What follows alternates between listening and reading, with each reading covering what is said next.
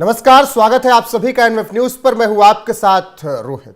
जैसे ही लगता है कि मामला पूरी तरीके से महाराष्ट्र में ठीक हो गया और महायुति में सब कुछ अच्छा होने वाला है, वैसे ही कुछ ऐसे बयान आ जाते हैं जिसके बाद फिर से सवाल उठने लगते हैं। और ये बयान केवल एक ही गुट की तरफ से आ रहे हैं, शिवसेना एकनाथ शिंदे की तरफ से। अजीत पवार तो खामोश हैं, उनको जितना चाहिए था वो मिल चुका है। उप मुख्यमंत्री का पद उन्होंने सहर्ष स्वीकार कर लिया है। लेकिन एकनाथ शिंदे ऐसा लग रहा है कि अभी भी बगावत के मूड में है। अब एकनाथ शिंदे के एमएलए उदय सामंत का बयान आया है। उन भाई साहब का कहना है कि अगर शिंदे डिप्टी सीएम बनने के लिए तैयार नहीं हुए तो हम में से कोई मंत्री नहीं बनेगा। यानी शिवसेना बाहर हो जाएगी क्या सरकार से, पंकज प्रसून जी? नहीं, शिवसेना जो एकनाथ शिंदे वाली गुट है वो सरकार से बाहर नहीं जा रही है। और जो हमारे पास जानकारी है उसके अनुसार एकनाथ शिंदे उप मुख्यमंत्री पद की शपथ ले रहे हैं। और ये जो भाई साहब हैं, इनकी इच्छा थी कि इन्हें मंत्री बनाया जाए। मंत्री वाले लिस्ट में इनका नाम नहीं है, इसलिए शायद ये माहौल खराब करने की नियत से इस तरह की बात कर रहे होंगे कि हम में से कोई नहीं लेगा। ये दरअसल अपनी निष्ठा दिखाना चाहते हैं एकनाथ शिंदे के प्रति कि देखिए मैं आपका कितना वफादार हूं, और अगर आप उप मुख्यमंत्री पद की शपथ नहीं लेंगे तो हम में से कोई मंत्री पद की शपथ नहीं लेगा। ये सब दबाव बनाने की रणनीति है। ये खुद मंत्री बनना चाहते थे, लेकिन शायद इनका नाम नहीं है मंत्रियों के लिस्ट में, इसलिए इस तरह के उलूल जुलूल बयान देते हैं नेता। कोई बहुत बड़ी बात नहीं है। लेकिन एकनाथ शिंदे शपथ ले रहे हैं, इस बात की लगभग 99% संभावना है। अंतिम समय में कुछ हो जाए तो मैं नहीं कह सकता, लेकिन अब तक जो हमारे पास जानकारी है उसके अनुसार अजीत पवार और एकनाथ शिंदे दोनों उप मुख्यमंत्री पद की शपथ ले रहे हैं और देवेंद्र फडणवीस मुख्यमंत्री पद की। बिल्कुल पंकज जी, लेकिन आपको लगता नहीं कि पहले संजय सिरसाट और फिर उदय सामंत संजय राउत बनने की कोशिश कर रहे हैं एकनाथ शिंदे के लिए? नहीं, उस वक्त जो वो लोग बोल रहे थे वो थी कि बार्गेनिंग चल रही थी।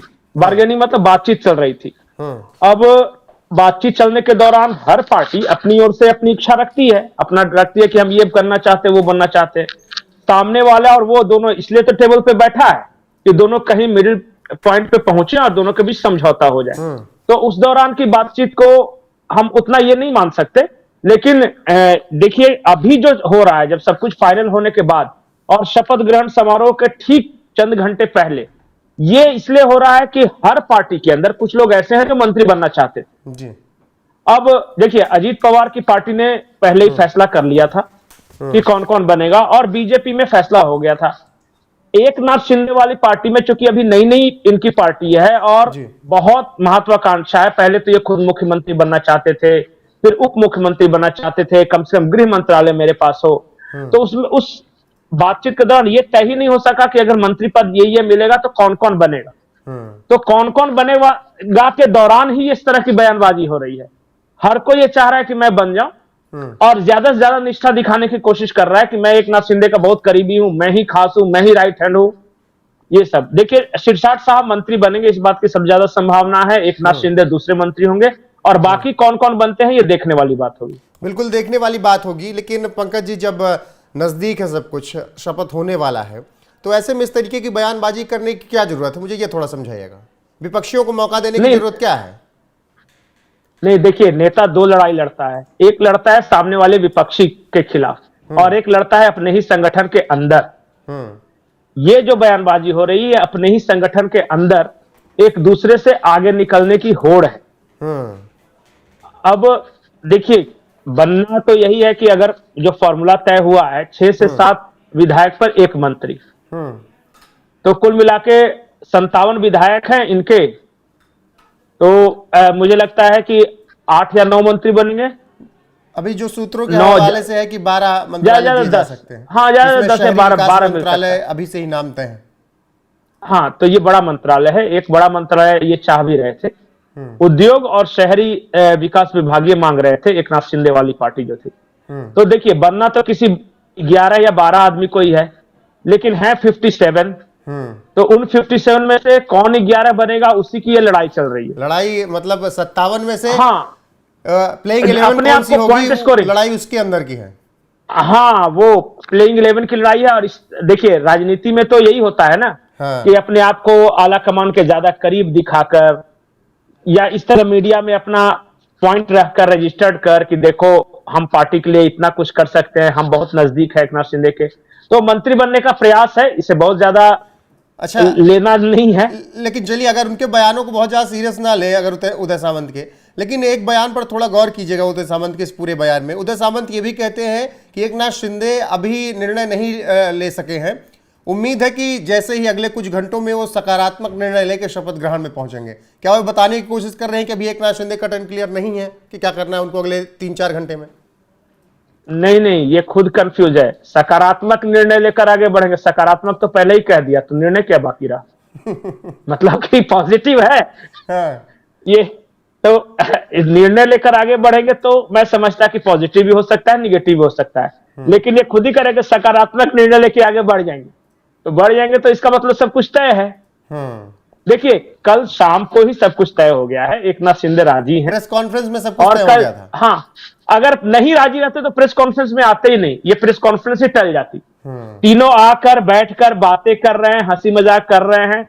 हाँ, आदमी क्या रहता है, कुछ पत्ते अपने पास रखता है अंतिम समय के लिए, तो इसलिए वो खुल कर नहीं कहता। देखिए, अजीत दादा पवार जैसे कह दिए कि हाँ मैं तो लेने वाला हूं शपथ, तो एकनाथ शिंदे ने कहा कि शाम को मैं फैसला करूंगा, तो कल शाम को ही फैसला हो गया है। इतने हल्के नेता भी नहीं है कि कह देंगे कि शाम को फैसला हो गया और सुबह और चंद घंटे पहले। ये मोटा मोटी ये तय कर चुके हैं, कौन कौन बनेगा ये भी लगभग तय है। हाँ, अभी भी कुछ लोगों को लगता है, विधायकों को, कि अगर मैं कुछ करूं तो अंतिम समय में मंत्रियों में की लिस्ट में मेरा भी नाम शामिल हो सकता है, तो उसका ये प्रयास है, इससे ज्यादा कुछ नहीं। बिल्कुल। आखिरी सवाल, क्या उदय सामंत संजय सिरसाट के बयानों से प्रभावित हो गए कि संजय सिरसाट ने तो ऐसे बयान दे के अपना मामला सेट कर लिया, अब कुछ टाइम बचा है, मैं भी ऐसे बयान देकर मामला सेट कर लूं? पर ये लेट हो गया ना। हाँ। क्या हुआ कि सिरसाट साहब तो जब शिवसेना टूटी थी उस वक्त ही गोवा में, जब इन लोग अहमदाबाद या गोवा में कहीं होटल में थे इन लोग, मुझे याद नहीं एग्जैक्ट, गुवाहाटी, तो उस वक्त भी, अच्छा गुवाहाटी गए थे। हाँ। ये सब, हाँ, तो वो होटलों की जो तस्वीर आती थी तो उसमें देखते थे कि संजय सिरसाट बिल्कुल नेतृत्व कर रहे हैं, सबको एक साथ रखना संभालना उन्हीं का काम था, क्योंकि एकनाथ शिंदे तो उस वक्त नेगोशिएट कर रहे थे दिल्ली में या मुंबई में बीजेपी के नेतृत्व के साथ, तो गुवाहाटी की जिम्मेदारी संजय सिरसाट है, तो राइट हैंड तो उन्होंने अपने आप को साबित कर दिया। और उसके बाद फिर वो सही समय पर बयान भी देते रहे, और ये क्या कहा कि भाई साहब लेट जागे हैं, आज शपथ ग्रहण होना है और आज सुबह से बयानबाजी शुरू की है। अरे पहले से कुछ बोलते, इस तरह की बात करते तो हो सकता है कि पॉइंट स्कोर होता, मंत्रियों की लिस्ट में नाम भी आ जाता। लेकिन मैं अभी भी पॉजिटिव हूं कि इनके इतने प्रयास के बाद एकनाथ शिंदे जी को कंसीडर करना चाहिए, कोई भी मंत्रालय दे दे, और मुझे आश्चर्य नहीं होगा कि अब अगर कुछ 1-2 लोगों पे अनडिसाइडेड होगा तो इनका नाम हो सकता है कि आ जाए अंतिम समय में। बिल्कुल, करने में कितना समय लगता है, कुछ ही घंटे बचे हैं फिलहाल। उम्मीद यही कि महाराष्ट्र में सब कुछ अच्छे से होगा। वहां की राजनीति जो रही हमेशा उथल पुथल वाली रही, सत्ता जो रही वो बहुत ज़्यादा स्थिर कभी नहीं रही, लेकिन अब उम्मीद है कि महायुति की सरकार अगले 5 साल तक अच्छे से चलेगी। शपथ ग्रहण में 2 उप मुख्यमंत्री और मुख्यमंत्री के रूप में देवेंद्र फडणवीस शपथ लेने के लिए तैयार हैं। फिलहाल ऐसी बयानबाजी चल रही है, पंकज जी ने समझाया क्यों चल रही है। अब आपको क्या लगता है कि ऐसे बयान शपथ से ठीक पहले क्यों आ रहे हैं? कमेंट में अपनी राय जरूर दीजिएगा। बने रहेगा हमारे साथ। नमस्कार।